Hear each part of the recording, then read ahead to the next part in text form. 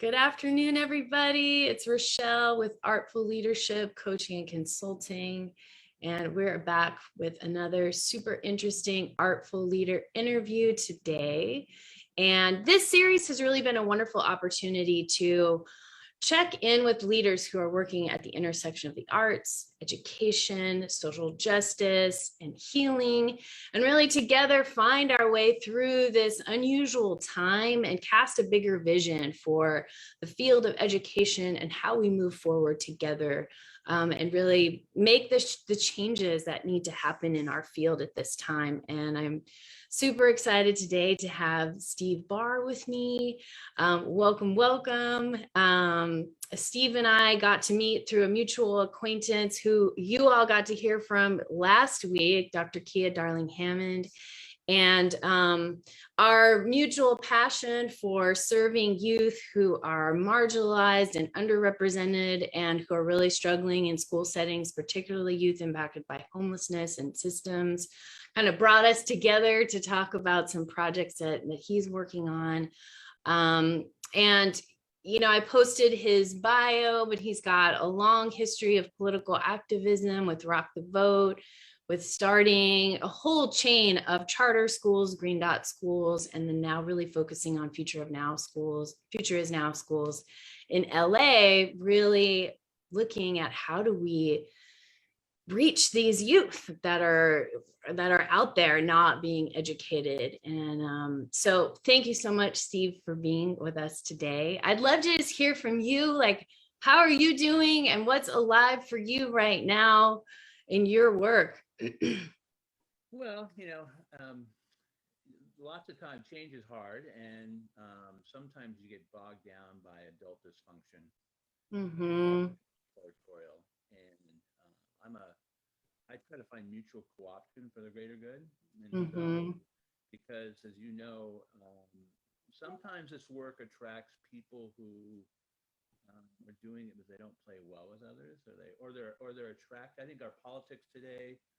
Our tone today is it attracts confrontation. And so I'm trying to always figure out where any minute you can save by not confronting and being bogged down, you can put into what we're supposed to be doing, which is serving kids. So, I used to always, charter schools are an interesting dynamic because it's what was once described to me is like, if I'm Kmart and I go and I want to open a store and I have to go to Walmart and ask if it's okay and can you approve it? That's confrontational. That's an uncomfortable place. And so, but we need disruption in things that are constantly failing and historically failing things, and how we educate foster kids and homeless kids, how we keep them in and out of juvenile justice situations, juvenile facilities. That disruption is we're failing. There's no stats that give you a lot of optimism. Yeah. And then the work that is being done is reactive and triage. So Project Room Key, fantastic. Get people off the streets and then into a facility so hopefully they can get some services. Or when I go work for the food bank, hand out food that's going to feed people for a week, it feels sort of good, but it's also defeating because of I recognize the look in people's eyes because I was on the other side of that when I was a child. And so is it really disrupting, or is it just a Band-Aid? And so spend a lot of time as you drive around Los Angeles, and I'm sure San Diego's the same way in a lot of metropolitan areas, seeing people on the streets, and I don't know what to do about mental health issues for veterans and people that have been on the streets for a long time. It's not my specialty, but can you actually provide and prevent that poverty by educating and housing and creating opportunity and hope? Because that's the fastest growing group, and that's the one group I think that we can do something, at least in my limited talents, I can lend to it. So to not do anything is very defeating, and I wish creating a charter school is very difficult. I feel like if I don't do anything, it'll haunt me, and so I got to do one thing, which is, and what gives me hope about it is, when I started Green Dot Public Schools, it was our our guiding mission was, our mission statement was go in the highest need areas, with the highest need being high schools. Highest need areas were places where dropout rates 50, 60, 70%. Yeah. And the highest need were high schools. In Los Angeles, there hadn't been a high school built in 33 years when I created Anima Leadership Charter High School near LAX, Atlantic. And all of the theories that we came about, which was mostly theories that I'm trained as an organizer in, which is listening, creating leadership, sharing your stories and your common journeys, but creating and eventually organizing yourself out of a job by creating a school and a community that sustained itself.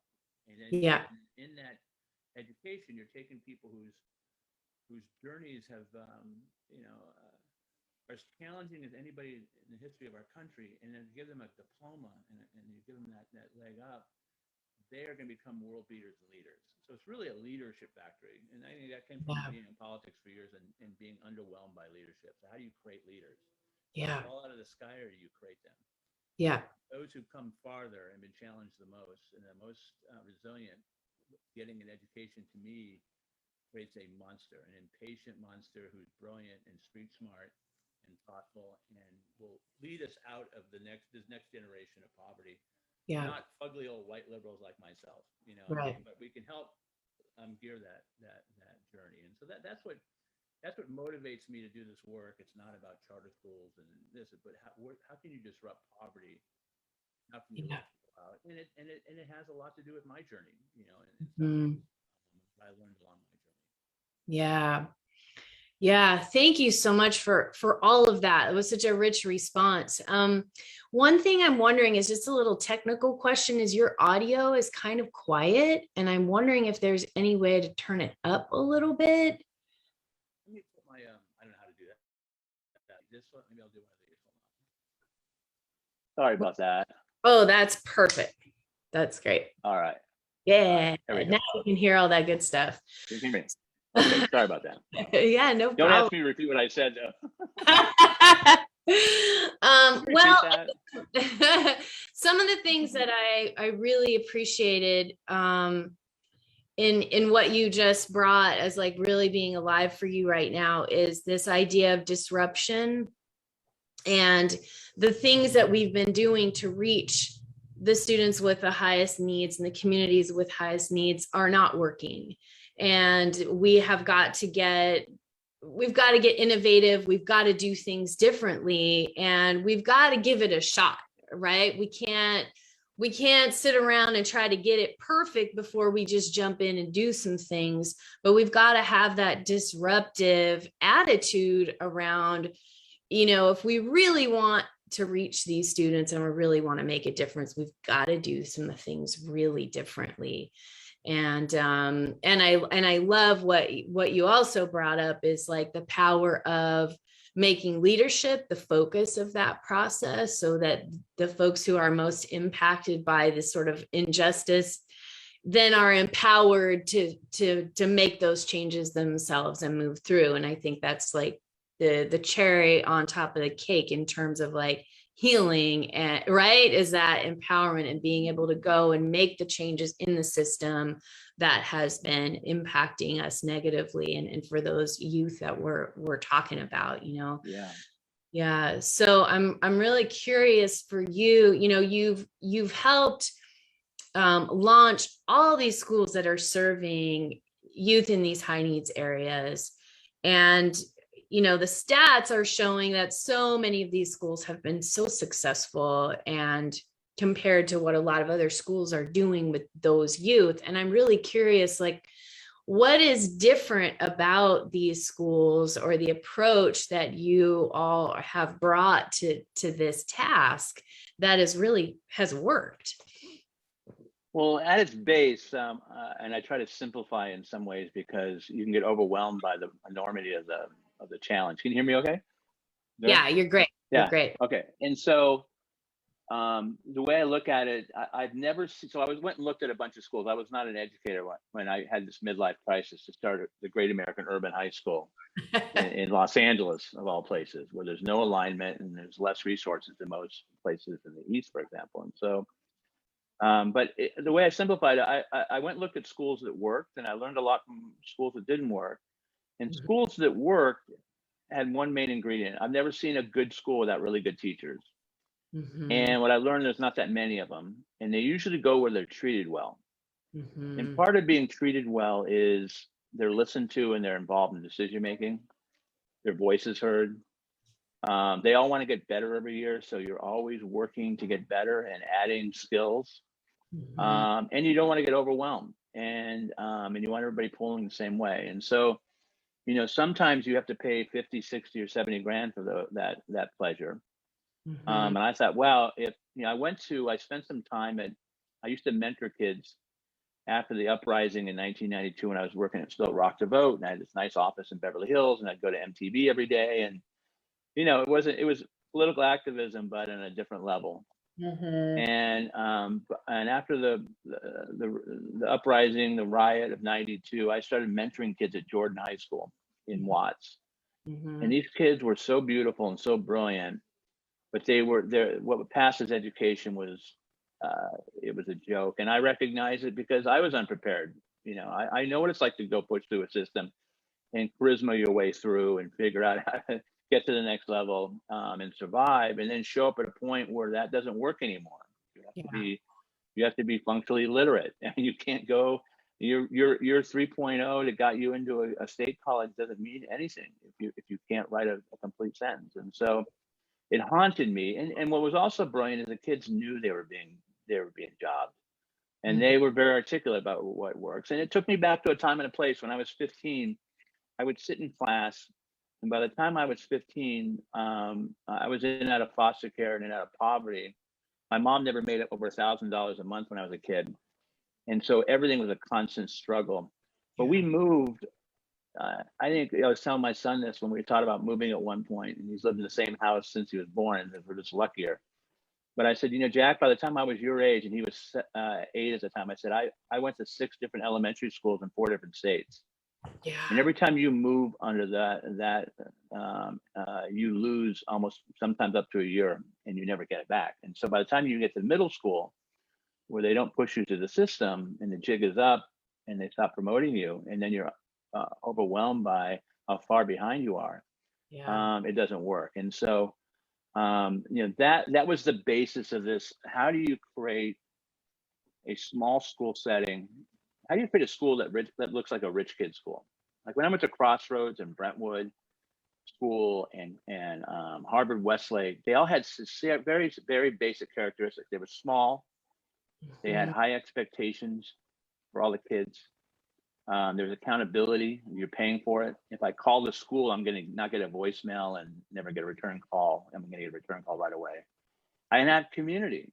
And so if that works for the richest kids, and if my kid's behind, get them up to speed. That's why I'm paying you all this money.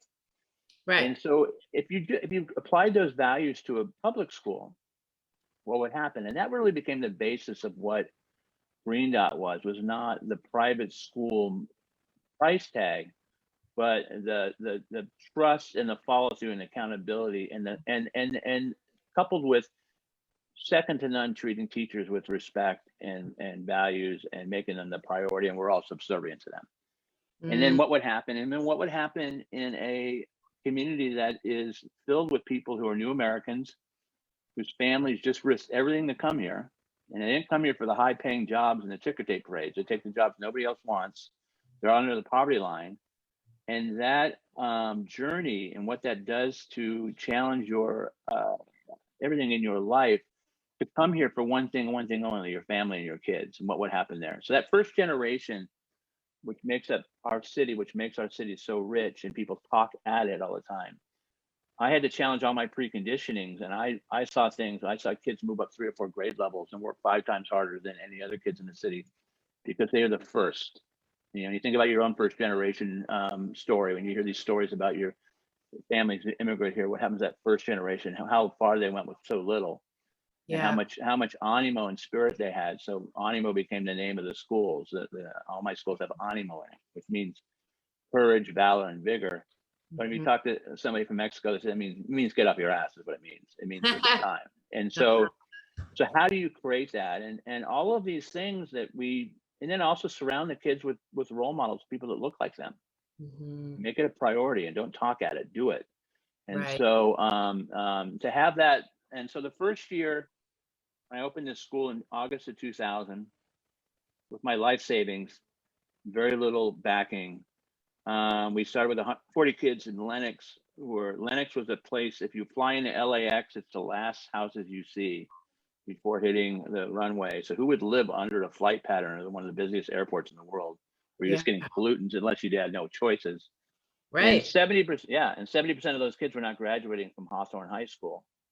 And they had a K-8 system, and the district asked to partner, and we partnered and created them a high school. So we started with 140 kids who were dramatically behind, half of them between the 1st and 3rd grade reading level. We started with 6 teachers who'd never taught. We started with a principal who was a master teacher who didn't want to be a principal, and a guy whose only educational experience was a high C average at Cupertino High School. And so, and in a city that hadn't built a high school in 33 years. And so with that, we went in full speed ahead, and we reversed the achievement gap almost immediately. 95% of the kids graduate from that school now, and 90% of them go to 4 universities. And that's created it spurred something, because I think the LA Times, who just didn't have a lot of positive things to write about public education at the time, knew about this little community, this 2 square mile, mostly filled with undocumented citizens, and high poverty rates. There was something special going on, and magical. And for me, I had not only found a calling, but I also found family, because I was alone in the world. I had lost most of my family.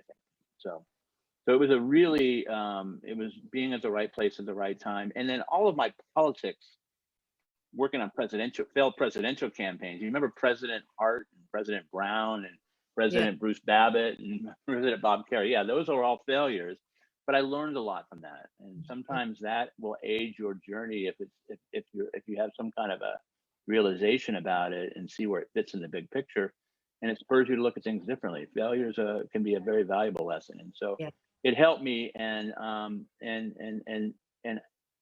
that school will be there for the next 300 years, long after I'm gone, and you get to create a legacy. But those kids who are graduating are coming back and teaching and leading, and that was really the main purpose. That was the scam bet that I made. Is I think I can create some leadership, because that really is what it's going to take to move us forward. You need leaders that are hungry and educated and impatient and smart.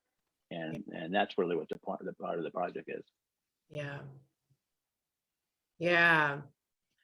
Wow. Yeah. And then creating that loop, right? Where it's like, you're not just sending youth out. It's like creating this cycle where they keep coming back and giving to their community and leading. Yeah. Now there's 12,000 Green Dot kids in Los Angeles currently, as we sit right now, being educated in the highest need areas. And so, and I think what was really important was almost all those neighborhoods where we created those schools, there were no good public examples. They were like, they talk about food, what do you call it? Food wastelands, or they don't have good food in some area. So sometimes we would start a school in Boyle Heights, and the parents didn't know what a good school was, and we'd have to bus them to Inglewood to see a school where the kids looked like them. And it was very emotional for them, because they had generations of kids fail through those schools. And it's not their fault, it's our fault. It's all of our fault that we have not demanded a better product, and that most of us have fled the system. And so, and then when we have choices, we relieve our guilt by fighting other people who don't have the choices. We fight their choices. So you don't, I can send my kid to 6 different schools, and I'm gonna do what's best for my kid. But if you live in Watts, you can't have a charter school, because I feel guilty about my kid goes to a private school, and that's a problem with the left that we're members of and we love. At least I am, but it has a lot of flaws.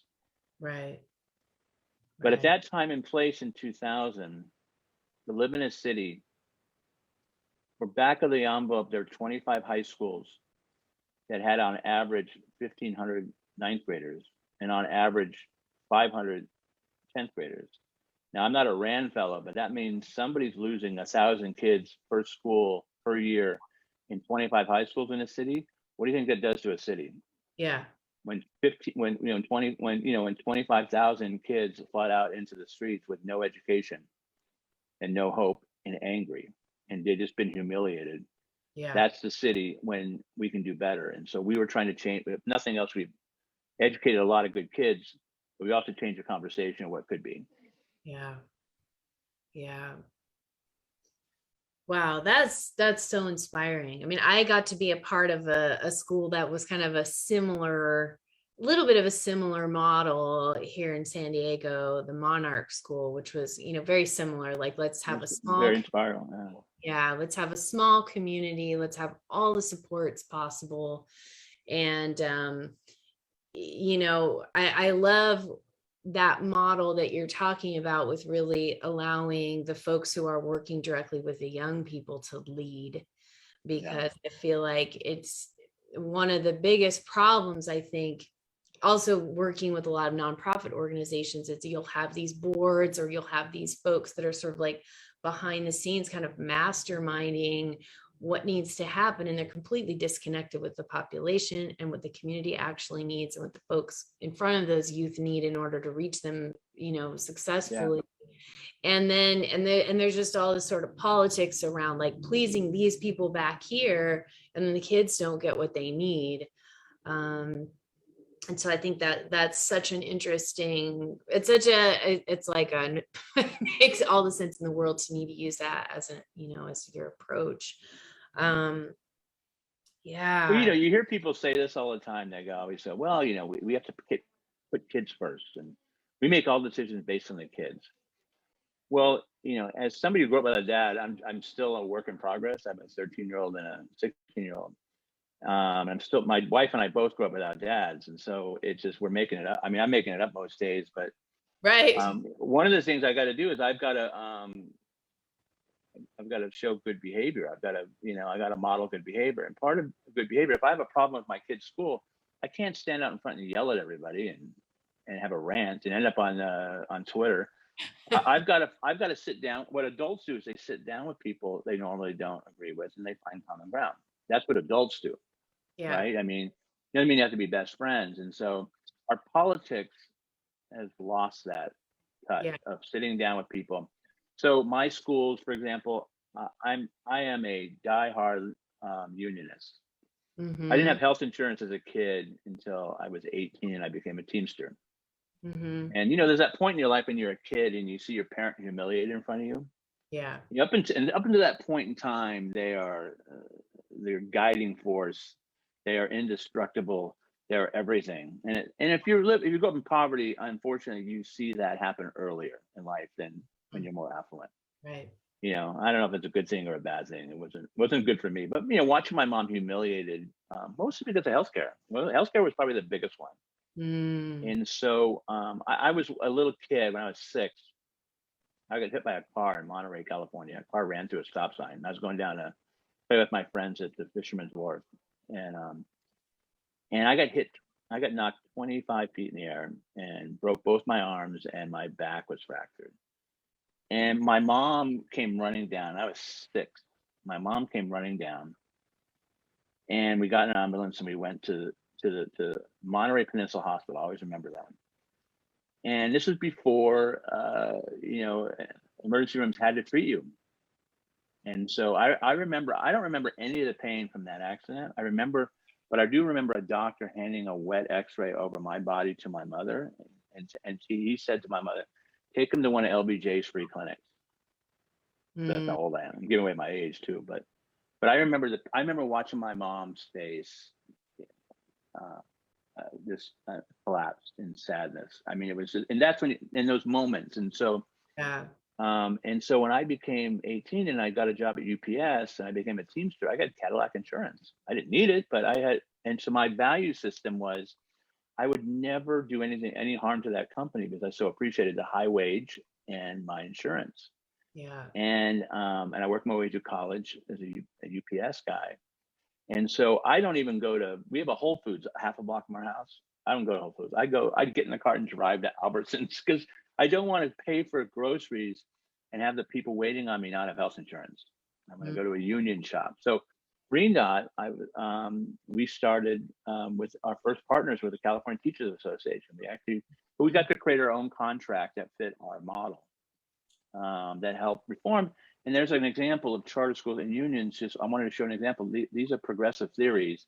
This is about good teaching and treating teachers well. It's not about us against them. Yeah. And it's also about when I make decisions with teachers, I don't want to have the kids table theory, which, when somebody goes, "Oh, we don't need a union because we take care of our employees." Well, that's like, hey, why don't you come over for Thanksgiving and there's the kids table. Grown-ups are gonna be over here. Right. Well, that's, it's patronizing, and most people recognize that when you're the people being talked down to. So I'm very proud of the fact that our schools are unionized, and from a competitive standpoint, is very advantageous politically when you're living in a blue state. But it's also a great HR policy for us that the teachers feel, for the most part, respected in their respective balances, and that their voice is heard. And so, and I'll tell you, if you think there's bad teachers out there or untrained teachers, give the power to the teachers to come up with some of that oversight, and they're tougher on each other than we would ever be. And so it was a good value, but it started with that idea: you've got to find common ground. There's 80% of the stuff we agree on. We've got to stop focusing on 20% we don't agree on. Yeah. If you really value kids. Yeah. Yeah. Yeah. So now here you are in 2020, you decided to go out on a limb and start this new school in LA. And so where are things with that? What's going on with Futures now in LA? First of all, I went to the county of Los Angeles because in Los Angeles County, there's 80 school districts. 80. And when you're talking about foster and homeless kids, they are, when you actually get a real conversation with a superintendent or a school board member, they will tell you those are unfunded liabilities. It costs a lot of money to educate those kids, and they don't have the resources. So they don't, and those kids will move freely from one district to another. Right. LA County says the average foster kid, for example, will move 7 times before 6th grade. We talked about that earlier. And every time they move, they lose 6 to 8, sometimes 9 months of education. So by the time they're in high school, so what is the plan to help those kids? Because that's what's feeding our homeless cycle and also our crime cycle. Yeah. And where are the conversations and where's the boldness? And so I went to the county with an open mind, had some good conversations with the superintendent of LA County, but then we started doing our charter work, and we started, there's a group of people that work in the charter office there that are not unlike the group of people that work in the charter office at LAUSD or at the state of California, and they do not want grant charters. So they will find in the 3,000 page document reasons to not move forward. And so we fought this, and they came up with a recommendation to not move it on, and then the board overturned them a year ago, and it was humiliating for them. And they recommend very few charters, no matter what your track record is, no matter what issue you're taking on. Yeah. And stubbornly, okay, we're going to keep pushing. And then about 2 months ago, 2 months before we were opening, I was warned, and you know this from your work at Monarch and anybody who deals with homeless kids, that they are in the spring before the fall of school, they're not thinking about where they're prepping when they don't know where they're going to sleep the next day. Right. I mean, it's just not, they don't know what part of the country they're going to be or what part of the city. And so they're late breaking at the last minute. Those are the people that make decisions that you're dealing with. And we have to deal with agencies. And so the county said, well, you don't have any kids signed up 2 months out. And I go, yeah, but we're just starting to do tours in this COVID world with families and spa members and housing authority folks and all the folks on the front line and all the foster groups. But we'll build, and we'll be there, we'll be where we need to be when school starts. like Mhm. any school district. And a lot of school districts are going through this, not just with the populations we're talking about, but a lot of Yeah. kids are missing. Well, they clamped down and said, well, you're not prepared to open. And then they made a big fuss. And we had there's 7 members who make up the Board of Education. I hate to get too deep in the weeds, but 7 members of the Board of Education in the county, and they meet every week and it's voluntary. And 4 of the 7 members traded out or got termed out. And then they presented this like, well, these guys aren't ready because 2 months out, they don't have all their kids signed up. Mhm. Now, if this was San Marino School District or La Jolla School District, or school district where there's stabilization and people live there and they don't move, that would Right. make sense. I'd be, oh, that's alarming. But if you're Yeah. dealing with foster and homeless kids, it's not alarming at all. It's actually the norm. And Right. so we're fighting them right now.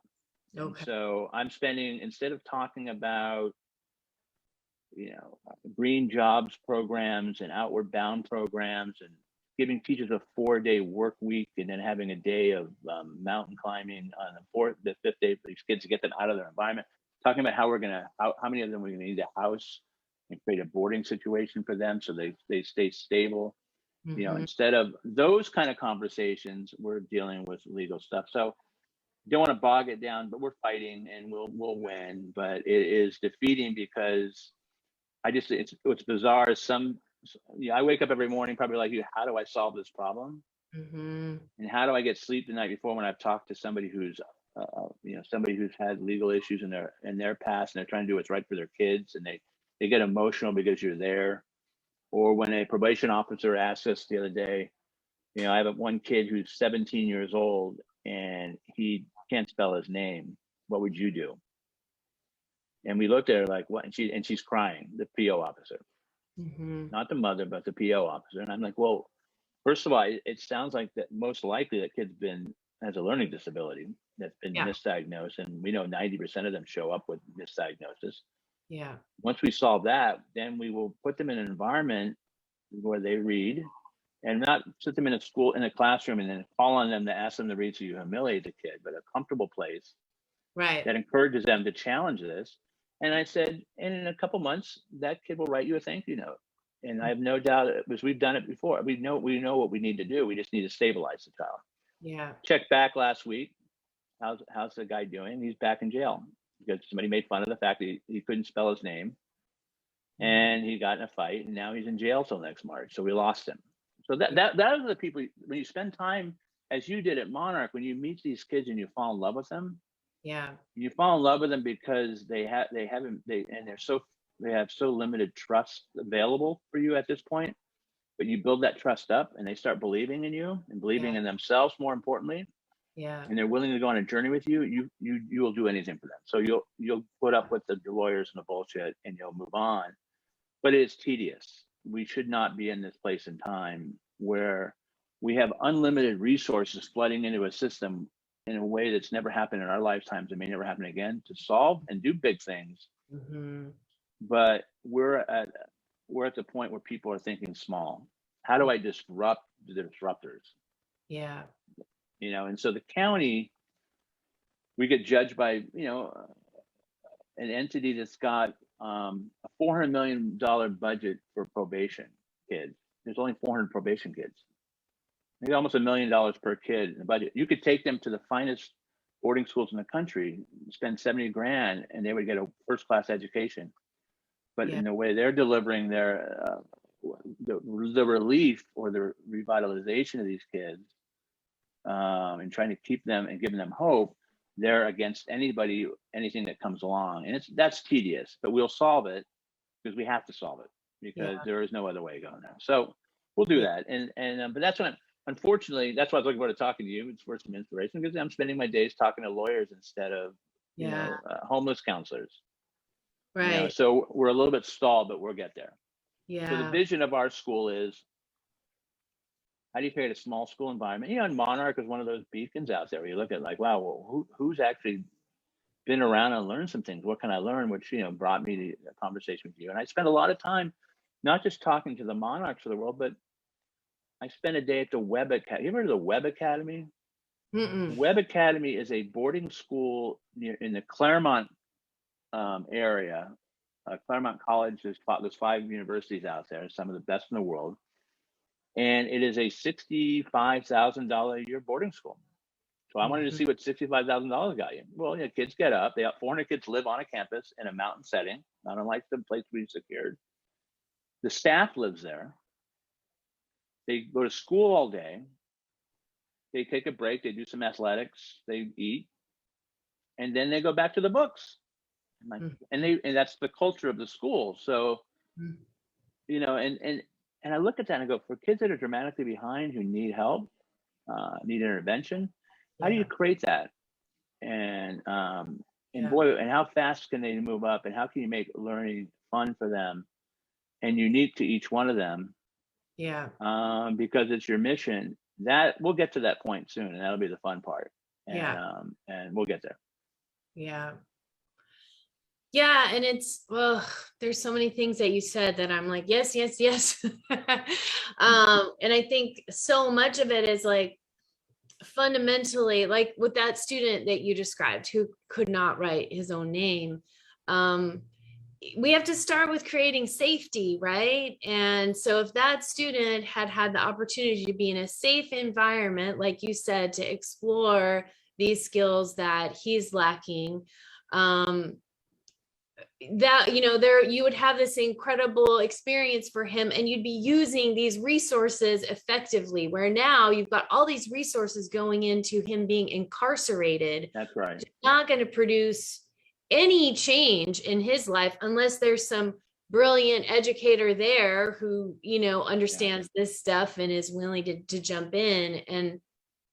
And I'm curious if you're familiar with a guy by the name of Amir Whitaker, who is he's also based out of Los Angeles, and he's an attorney for the ACLU, and he's done a whole bunch of research on, you know, the difference of where we're putting our resources in terms of like school counselors and diversionary programs. And, you know, he's an artist as well and a musician, and like, how are we making learning fun and connected and creating these safe spaces for youth to create and explore, versus how much resources are we allocating to these youth being policed, these youth being, you know, incarcerated, or all these different things. And it's like, who do we want to be as a society?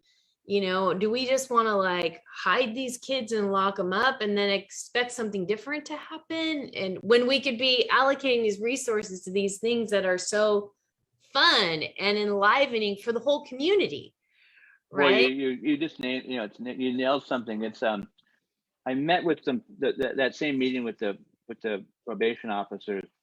You know, their take, which they were very thoughtful and very passionate. You know, they talked about the 90s when we locked everybody up. We went to that phase, 3 strikes, and we built prisons and privatized prisons, and horrible. Yeah. But she goes, now the pendulum swung to the other side, which is in their mind, them dealing with a kid and then just putting a bracelet around their ankle and sending them home because we don't have the things that you and I were talking about. Right. You know, and that's what's happening. Yeah. And what's happening is, and the responsibility that falls on many shoulders, but mostly in my part of the country, the county of Los Angeles. Right. They're denying things while these guys are trying to send us kids. So for them, their days are filled with kids going home, haven't dealt with the trauma, haven't dealt with all the issues that brought them to incarceration in the first place. You're putting a bracelet on their ankle, and they're acting out in violence. They're punching walls. They're hitting family members, and they're back in jail again. Because we haven't done a good enough job. And I mean, we meaning all of us have not done a good enough job creating the support it's going to take to rehabilitate those kids. Yeah. And not enough thought's been put in. So the system is not set up. The system's not set up to educate middle-class people or upper middle-class people. That's why they yank their kids out of schools and they take them, put them in private school. So this lack of investment, and I think the fellow you're talking about, ACLU, is completely dead right.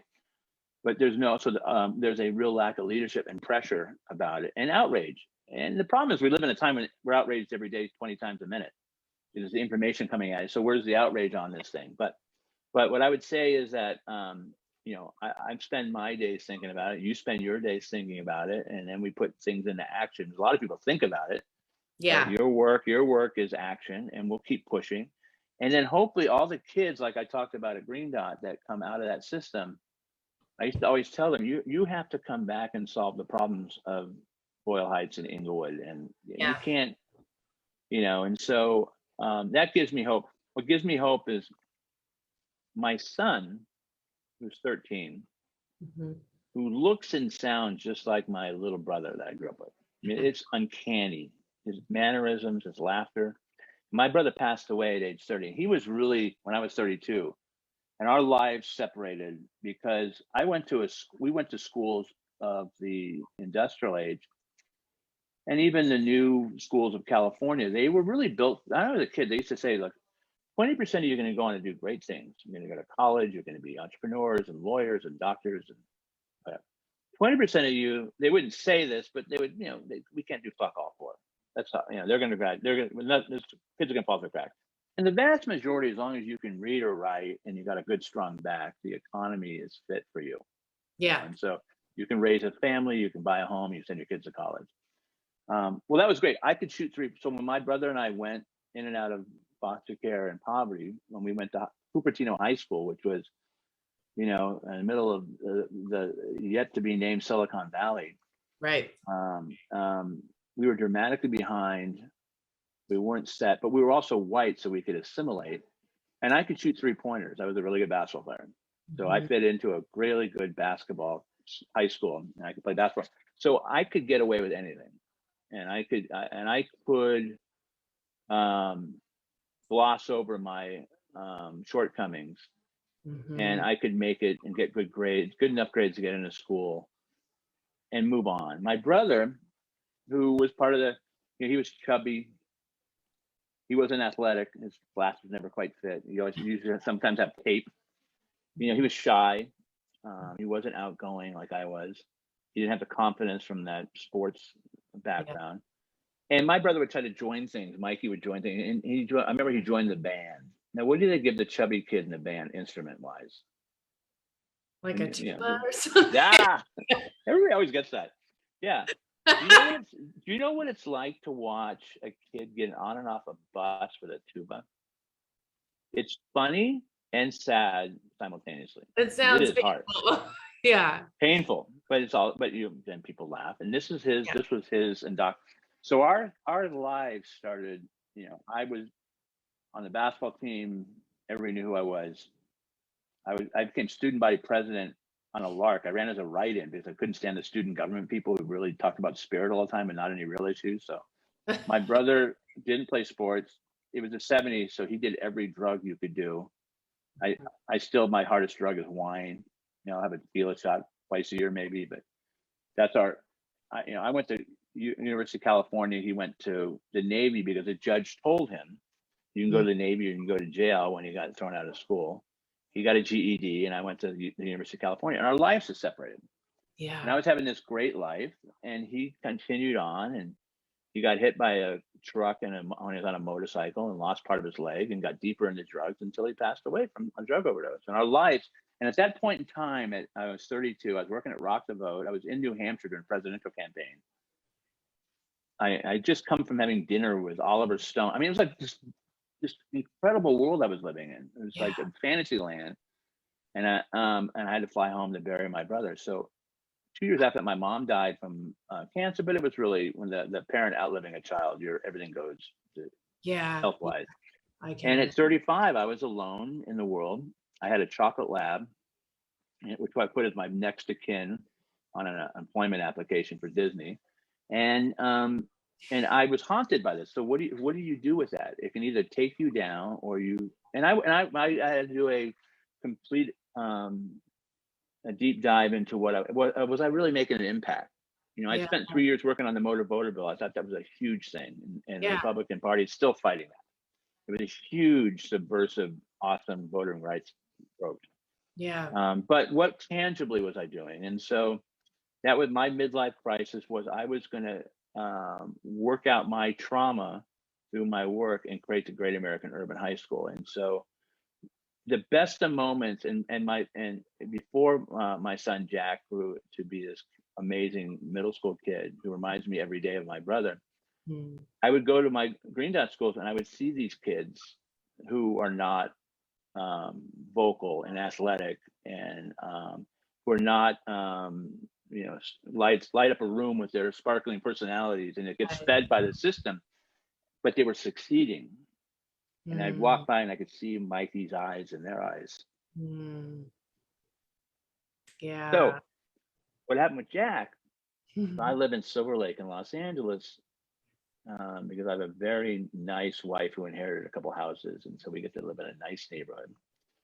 And our house is worth $300,000 more because there's the K through 12 system here is one of those oases you'll find, in a city where it just by chance or by design, I'm not quite sure. But so Jack went to middle school and he was so excited to go to the middle school here after going to a really great elementary school. And but he hated it. His math and science teacher weren't what he expected, and he loves math and science. And at the Christmas after I enrolled him in the school, I mean, I would take him to school every day, and there were tears, and I don't want to go to school. We tried to intervene, not as big shots, but as just parents, and it was more customer service than anything that helped. And it was a magnet too. I mean, it's supposed to be a good school. So I told Jack at Christmas, I said, you don't have to go back to that school. So we came back home, and I'm struggling to find him a school. And the day after Kobe Bryant died, who was one of my heroes, I took Jack. I said, Jack, I got to get out of the house. There was a school in East LA, Animo Ellen Ochoa. It's a middle school that was created after I left. And it feeds in the Oscar de la Hoya Animo in East LA, Boyle Heights. And I said, they just opened a building and I haven't seen it. I want to go by and say hi. I just need to get out of the house. So I took Jack with me. And we walked to this school. It's in East LA off of Cesar Chavez and Eastern. And I walk into unannounced, I walk into the school and I see 4 young women. All 4 of them were from Animo. They had been students at Animo Leadership in Lenox and Animo Inglewood. And they were math and science and counselors. And they'd come back. Wow. Right? And I hadn't seen them since I handed them a diploma. Wow. I'd heard things like a lot of kids, but there's a lot of kids going to school. I don't know where they're ending up. So I went up and had this emotional reunion with them. And Jack, the principal, came out and saw Jack and took him on a tour of the school. I finally found him an hour later in the principal's office. They were talking about Star Wars, which is one of those subjects I can't even fake that I like. I just don't. He loves Star Wars. It's not your thing. I can't fake it. I can't. He knows I'm not. He can see through my crap. Yeah. And we walk, and I don't know if he ever met the principal at our school in our neighborhood. And so, but we're walking out, and Jack just looked up and he goes, Daddy, I want to go to school here. So I'm integrating a 300 kid, all Latino, all in the poverty line public school in LA, one kid at a time. So he goes there and he loves the school. I mean, immediately just fell in love with the school. He's been there for 3 years. The 1 year they were doing online. Yeah. But, I asked him, we were driving home one day, and we had these great conversations on the way home. I said, Jack, tell me the truth. Is Animo harder or easier than Thomas Starr King? And he said, oh, Dad, it's much harder. Are you kidding me? It's college prep, but all my teachers are great. And so he is getting not only a great education, but he's getting a great education by being around people who don't look like him. And he's learning from them, instead of being in an oasis that we silo our kids in. Right. He gets to go to the real Los Angeles, and it's a valuable, but to also be able to send your kid to a school that you've helped create is a really great benefit. And he gets to really, and I think it's everything. And so, but the point of the story was that his teachers are my former students, and he had a rough time during the pandemic, and we had a parent meeting, and it was just weird getting chewed out by a kid who I used to throw a football to in Lenox, who's now come back and with love giving me some good Dutch uncle, like you got to get him away from the computer, and you got to. I'm like, this is awesome. Yeah. But that's what you're trying to create, that sense of ownership, earned education, going off to a university where not a lot of people look like you, and coming back and kicking ass and making a huge difference. And that's really the base of, and educating my son. Yeah.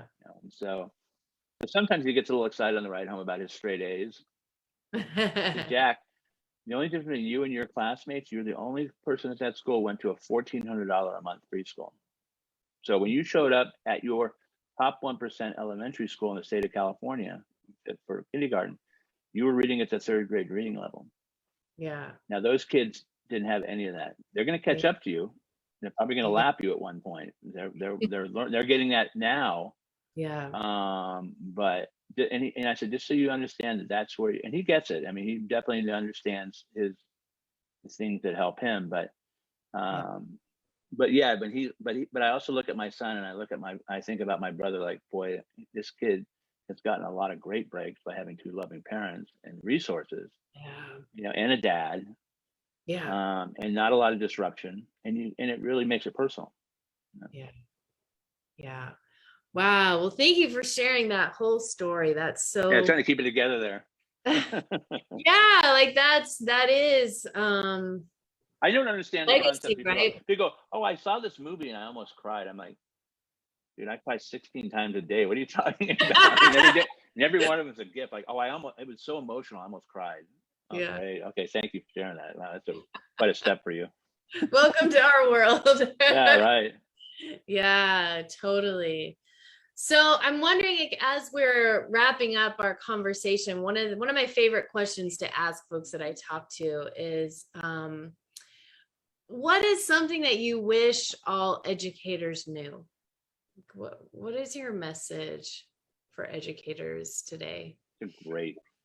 Well, when I started doing this work, I thought, what do I have to add? I'm not an educator. And I would talk to people in education, and they talk in acronyms, and they have their own language and their own space, and let me echo what they said, and all this crap. That the way people talk is just so different. And so and sometimes, and I think it's done by, I think a lot of professionals like that, they have their own language because they're trying to show how smart they are. I guess I don't know what the point is. But I realized that the problem with public education is not, we don't know how to educate people, because you see enough examples. And Yeah. if you're in a certain zip code, you get a different place than those aren't. We know that we can do better with the resources we have, because we spend a lot of money on education, and it frustrates people that so little gets to where it's needed. Yeah. So it's not a resource so it's not a business problem, and it's not an education problem. It's a political problem. Since I had 25 years of politics, I thought I had something to add to them. I don't need to know. I don't need to master Read 180 and how it moves people up. I can listen to people and give resources and help make their jobs easier so that they can succeed. Okay. I didn't need to be that person who masters that. But how do you create work conditions? How do you create training? How do you listen and hear all these things? Okay.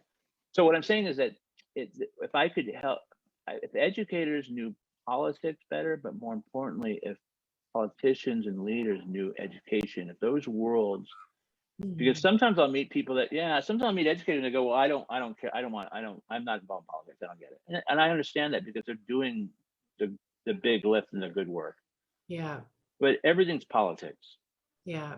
The French, I had this horrible experience as a first year student at UC Santa Barbara. I had a 4-day relationship with a French woman, and she was just the meanest as a snake, and could not have been more beautiful. Chain smoking, and looked down on everything. Just could not believe. Yeah, you're so American. And she did leave me with one great. She said, the French have a great saying: "Do politics before it does you." And that really, I think about that every day. Do politics before it does. People who do politics do really well in a democracy, and people who are you understand why they're detached from it. You understand why it's alienating, and people want to stay away from it. But when educators who know what is needed are not political at the same time, their voice is lost and not heard. And so politics in democracy is as we're seeing, as it's challenged every day, is very hard. But the only way we're going to change public education, the only way we're going to lift kids out of poverty, is we all got to get political at one point. Yeah. And hopefully, if you're lucky like you are and I am, your politics will have a meaning, and a tangible meaning where you actually go back and point to kids who you lifted out of poverty. Yeah. Yeah, and I mean, I appreciate you saying that, because it's one of the things that after many years at Monarch of, my work was to do therapy with young people. And here I'm trying to move the needle on their behavior, or on their sense of self, or their mental well-being and their emotional well-being, whatever. And there was just this part of me that was like, here I am, this one little person up against this tsunami, right? And it was like, is this really even fair for us to expect this child who is living in a shelter, or who's sleeping in a park, or who's crossing the border every day, or whatever their difficulty is, for us to sit in this room privately for an hour a week and see some real change happening for this young person, when all the symptoms and all the behaviors that we're seeing are in response to an environment that is completely fucked up and a system that's completely fucked up. Pardon my French to everybody listening. And so for me, it really became this part, first of all, as a practitioner, like, I got to focus on building community here and creating a larger community here where students can feel safe, and they can feel supported, and they can understand, like, my anxiety and my depression is not about me being a loser. It's about me being, confronting these incredibly challenging circumstances that anyone in that circumstance would have that response to. There's nothing wrong with you. There's something wrong with the environment and the system that you're in. And I really started to ask questions like, what is our responsibility as educators, especially working with these youth, to take a stand on some of these things? And we can't just play politics in the sense of like, oh, well, we want to make sure we get our funding sources straight. We don't want to rock the boat. We don't want to like offend anybody. And I'm like, what are we doing to create systems that are going to allow these students to flourish? And that's where it kind of like circle back to our, things that you started with that being a disruptor, and how important it is if we really care about these young people, what are we going to do collectively to change these systems? Because we can't do this just one kid at a time. If everything stays the same, they're not going to be able to flourish because the system is stacked against them. And so it kind of reminds me a little bit of those horrible Hollywood movies about education. It's a mean school in the urban core, and the white teacher comes in to teach them about Bob Dylan or something, and their life change. But at some point, the teacher's journey, it becomes overwhelming, and they're going to give up. And then the kid goes, "Yeah, everybody gives up on me." So it's the same scene every movie. Right. But there's something to that. How are you going to teach resilient youth to be resilient and to succeed if you're not resilient yourself? Right. And so I used to always make sure that when I was running Green Dot, I always had my offices at a school, because I need to walk across the hall and get some perspective when the shit's flying, or it's just like, oh, I've got to get out of here. Then you walk across the school and you see these kids who their families risked everything to come here. Yeah. And they don't have anything, and they trust you, and they give you their kid to help educate and all their hopes. And you go, well, I can't, I'm having a bad day because, zoning guys, come on, get over yourself, get back in there. Yeah. But I know something I would love to spend more time, when I talked first met, about how do you invest in those people that fuck up speech doesn't always work. At some point you need some balance and you need support. Yeah. And that's, hopefully you'll invite me back and we'll have a whole conversation about that. Yeah. Yeah. Because we need those heroes on the front lines. Yeah. I was talking last night with somebody, again, my simplistic idea. I said, every school I've ever seen has this same exact issue. What gives me hope? There's a third of the teachers are like superstars. Yeah. You just can't believe what they do every day. Yeah. It's spellbinding. Yeah. Then you have a third of the teachers who you really wish would get lost on the way to school every day or do something else for them. You're just not cut out for it. And that happens. It is a very hard job. Mm-hmm. The good news is the people in the middle, if the people on the top are supported and valued, and you get them to help with the middle, and you have the right culture, they'll get lifted into a really good place, and some of the bottom will. Yeah. That's what a successful school does.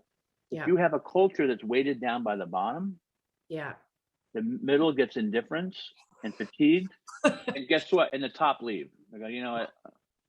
Fuck this. I'm going to go do something else. I'm going to go find some place where I'm treated well. That's the ecosystem of every school I've seen. And so, Yeah. you know, we got to always be, how do you create a right culture? How do you get everybody pulling the same way? How do you support people? Yeah. And how do you admit that it's not for everybody sometimes? But that's not for me to decide today. Right.